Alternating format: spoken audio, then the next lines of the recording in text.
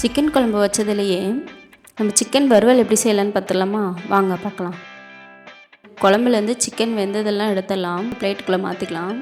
இப்போ ஒரு கடாயில் எண்ணெயை ஊற்றி கடுகு கொஞ்சமாக போட்டுக்கலாம். சின்ன வெங்காயம் போட்டிருக்கேன், நல்லா வதக்கிக்கலாம். சின்ன வெங்காயம் போட்டு இப்போ இஞ்சி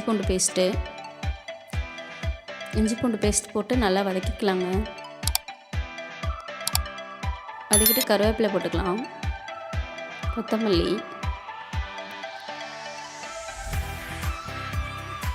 இப்போ நம்ம எடுத்து வச்சு இந்த சிக்கன் எல்லாத்தையும் போட்டுக்கலாம்.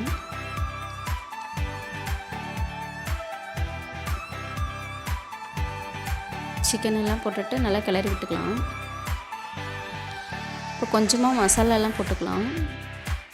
மிளகாய்த்தூள், மல்லித்தூள், கறி மசாலா தூள் எல்லாம் போட்டு கிளறிக்கலாம். எல்லாம் மிக்ஸ் பண்ணிக்கலாங்க.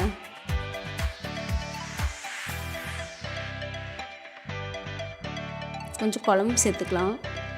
சேர்த்து நல்லா கிண்டி விட்டுக்கலாம், அப்போ தான் அடி பிடிக்காமல் இருக்கும். இப்போ கொத்தமல்லி போட்டு இறக்கிக்கலாம். அவ்வளோதான், சிக்கன் வறுவல் ரெடி ஆகிடுச்சு. நீங்களும் செஞ்சு பார்த்துட்டு எப்படி இருந்துச்சு சொல்லுங்கள்.